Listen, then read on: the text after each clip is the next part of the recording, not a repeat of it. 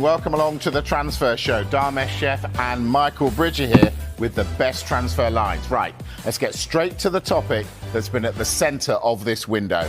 Arsenal's need for a striker. Mikel Arteta, when asked the question, yet again, was at his most defiant yet.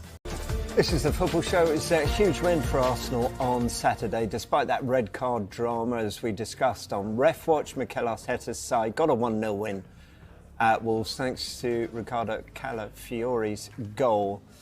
So did this feel like real character and resilience shown by Arsenal? Yeah, I think that's what they had to show. It was an important win with, obviously, Liverpool winning as well. So it's a case of trying to just stay within that title race. They obviously had to reshuffle a little bit at half-time, Calafiori coming on. And, you know, you just think, obviously, the injuries that they've got has certainly had the impact, and he's had to try and find ways of getting goals from different areas, and the fact that there was no Ødegaard in this one as well, going down to 10 men. So there was lots of things against them, but the fact that they managed to go on and get those 3 points, it was certainly key. Yeah, I might give them the confidence. We said Manchester City coming up, their trip to Girona on Wednesday too. I mean, these are exciting times if you're there or thereabouts, Stephen. Yeah, they are. It was a really big result. When you go to teams who are fighting down the bottom and they're scrapping for their lives, it's not easy. Because there's a sense of, well, that you should go there and win, and you should go there and win comfortably. And with everything that went on in the game, obviously the sending off, it became a lot more difficult for them. But they dug in, they showed the resilience. The thing with this Arsenal team is, and we've seen it before, we know they can defend. We know that they can hold, they can stay strong. But staying within that shape and then being able to break out of it is very difficult to do at times. But they did that exceptionally well. Yeah, very, very positive result for Arsenal. And you could sense the relief at the end of the game from not only the staff, but the players as well. So it could be big for them. Yep. I'll stay with you, Stephen, because I'm sure during your playing career you were told that you must get into double figures for goals. That's what you're there for. In my career. in the whole stretch. Yeah. Calafiore with the winner, and we've often talked about this lack of striker. Arsenal need a number 9. But the defenders are chipping in, aren't they? That goal meant that their defenders have scored more than any other team in the league with 8. Yes, their set pieces have been most probably a major part of that.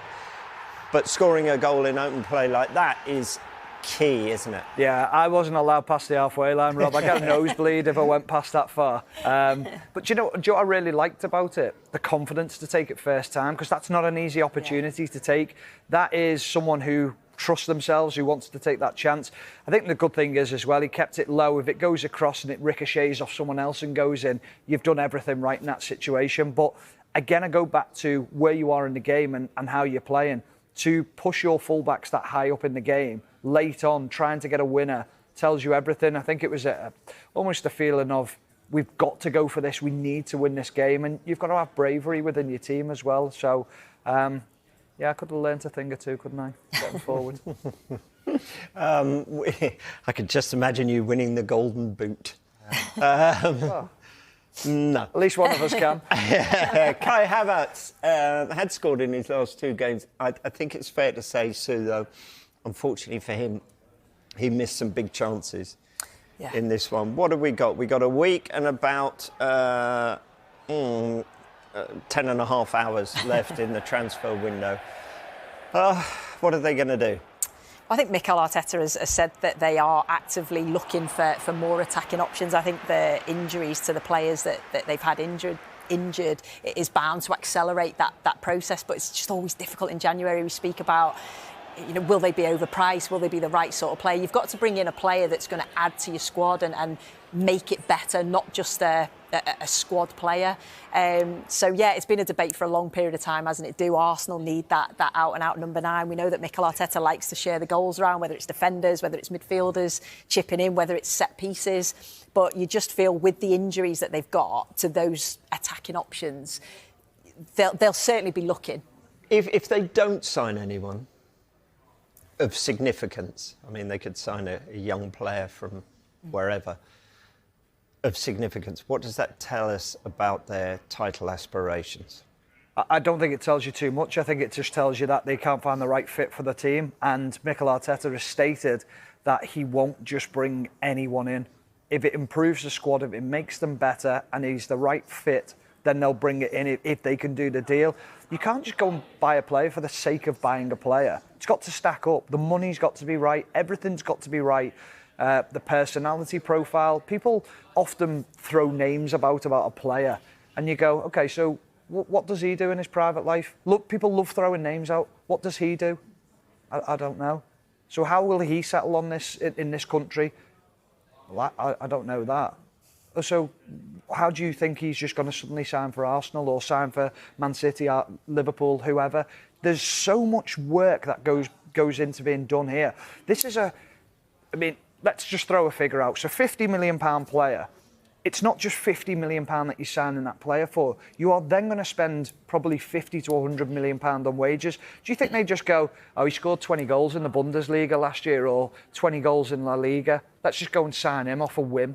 They don't do that. They do the homework. The homework's done for 7-8 years on a player. They are now looking, clubs, at 15-year-olds round the world, and they are going to monitor them up until the 22, 23. What's the progress been? Where have they been at?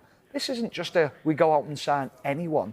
So if he's not right, if they can't get him for the right price, deals will not get done. It's too much of a risk these days in football.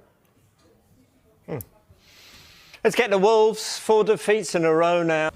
Obviously, there's so much noise outside the club. Arsenal need to sign a forward. Arsenal need to sign a forward. And I know we sound like broken records when we ask you about that, but you clearly don't share that same sentiment. Do you think it is essential that you sign a forward, or would you be very happy with... Sorry, I don't share what? The same sentiment that you have to sign a forward this month? Or do you? Have I ever said no to a striker? No, but you don't feel it's a necessity, do you? How do you say that? You do feel it's a necessity? I don't understand the question. Okay. I'm saying so many people outside the club seem to think that Arsenal have to sign a forward this month. So what is my opinion? Yes. That's what you're asking? Yes. Okay, my opinion is clear. We lost two very, very important players, Bukayo Saka and Gabriel Jesus. So we lack goals, we lack people, we lack options in the front line. It's clear. Yes. Yeah. So do you think it's essential that you have to bring in forward then in the next... If we can get the right player, that's what we are actively looking at it. Yeah. Any player, no. Someone that makes us better and has an impact in the team. It's clearly that for the period that we lost,